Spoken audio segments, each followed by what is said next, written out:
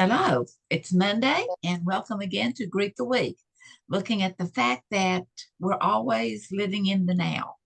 And today we're going to be talking about some timely thoughts. So I'll bring up the screen and we'll go over the PowerPoint as we look at timely thoughts. So here I have a quote from Oliver Wendell Holmes that I thought was quite appropriate, talking about time and thinking. Time is at once the most valuable and the most perishable of all of our possessions. I think that's kind of unique there. That's it's most powerful and the most perishable, and yet they're the same thing, depending on how we use them and how we think about them and things like that. So all of us, we are more alike than we are different. We are human beings and we have a lot of spectrums of changes and colors and likes and dislikes and heights and weights and all that kind of stuff. But there are many things that we are all alike, and that it's not only where we live, but it's also on a universal basis, such as that there are 24 hours in a day. And even though they're not all happening at exactly the same time, there's still, we have the 24 hours in a day, 365 days in a year. And then how many years do we have in a lifetime? Those are things, the first two, the hours in the day and the days in the year, are knowable, but the amount of life in a lifetime is unknowable. And so some people seem to be able to make better use of time than others are. And then also, the effective use of time is more, well, I suggest that it's more mysterious than it is magic. Or maybe it's kind of both and. I always just like to look at how I just like to live in the mysteries of life, the things that I don't know and want to learn more about. And then I suggest that it all starts with us getting self-honest, self-evaluating, getting real honest with ourselves. And so here's a few thoughts just to think about. Do you compete with time? Or do you complain that there's not enough time? There are times it seems like those things slip up on all of us. Are you guilty of talking about how much you do in the little bit of time that you have? And what is your response when others share their hectic lives and not having enough time to this or to do that? Do you feel the need to catch up? Do you regard busyness as a proof of self worth? Do we own time? Do we use time? Do we waste time? Is it, maybe all of the above? But just having some things to think about. So let's talk for a second here just about redeeming the time. And in redeeming the time, so we have a pizza and a coupon. And so therefore we go in and get the pizza and hand the coupon, and the size and the quality of the pizza remains the same. But the financial outlay is less because we have a coupon and there's more bang for our buck. And so likewise, quiet time stretches our energy. It calms us down so that we can overcome the difficulties in life and handle time more efficiently. It is not another item to do on the to-do list. That's, oh no, I've got to sit down here and take some deep breaths. No, no, no, no.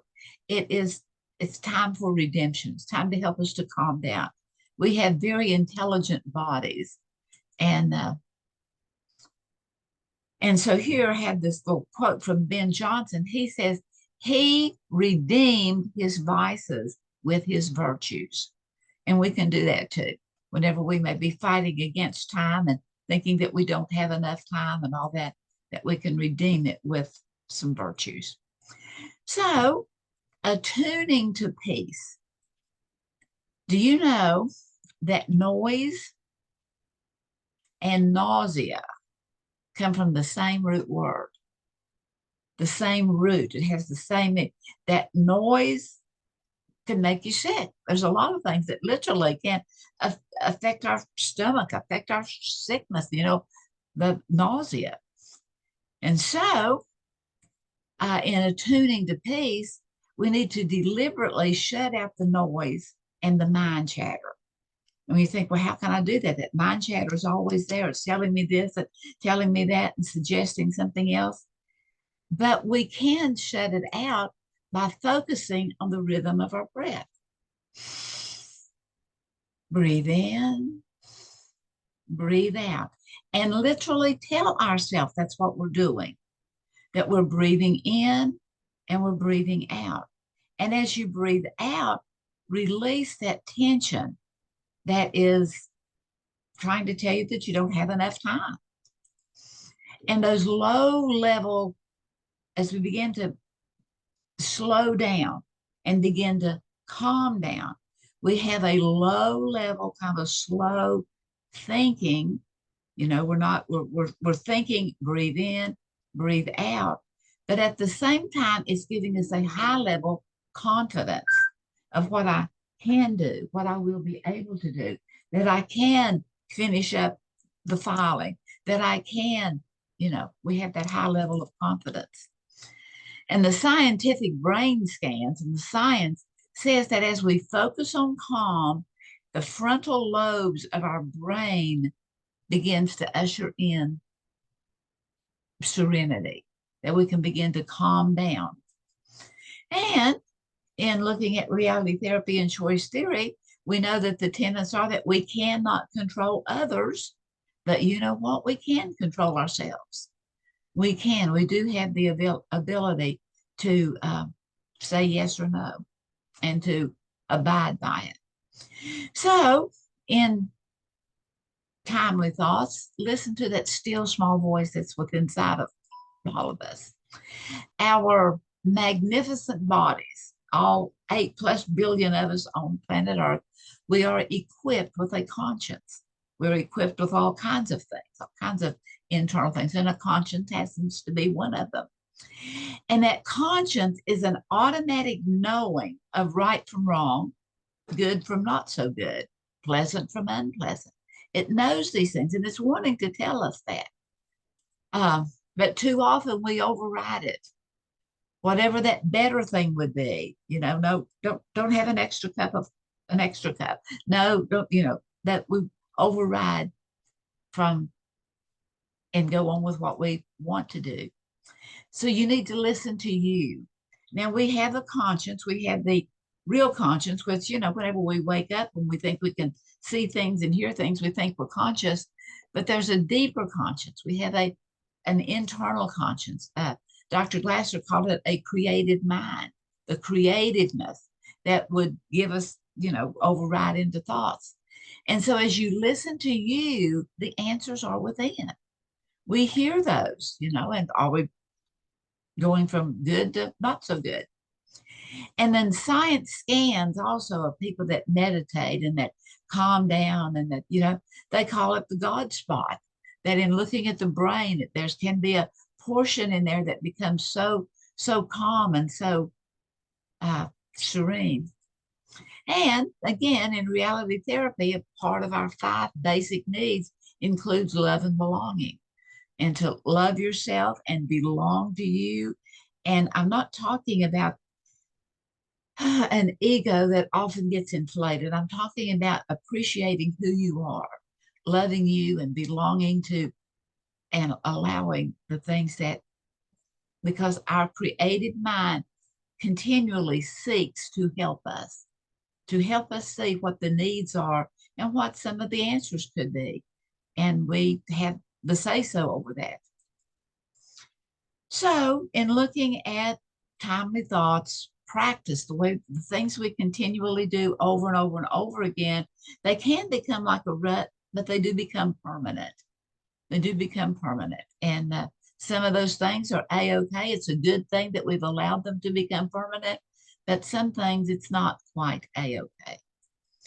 And so runners, I've been told, I'm not a runner. I will walk some, but I don't run a lot. Runners reach an addiction to running. If there's no run, no fun. Just can't do that. And that whenever the Olympics coming up this year in 24, and whenever the runners, whenever they assume the position, that they get on that little block to push off and they're ready to go, uh, it's like there's an addiction there.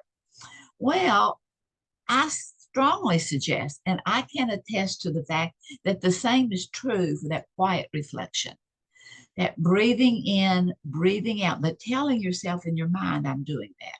I'm breathing in, I'm breathing out, and begin to release.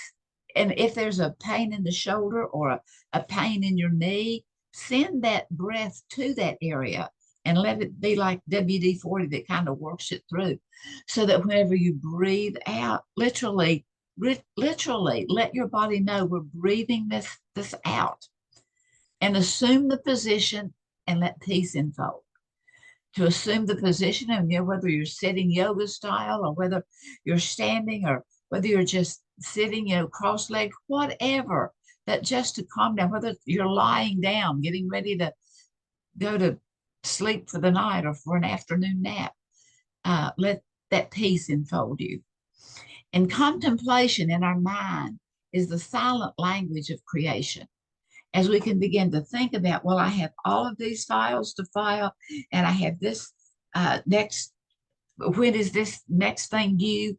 We may have all those things, but as we contemplate in that piece, we begin to have that silent language of creation. No, I'll do this and I'll do that, and then I'll do the other. And so whenever we have, oh, but I don't have enough time, we kind of slide back into that.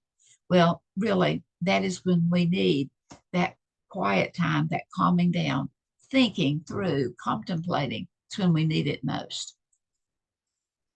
And then as we calmly sort out our priorities, we reverse that tyranny of the urgent, that I've got to do everything at one time.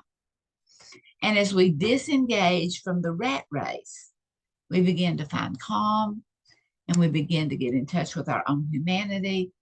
And we begin to see again that we have the ability to overcome frustration or deadlines or whatever the call may be. So, think you can do it? Well, I think you can. So, thanks for being here, and many blessings to all.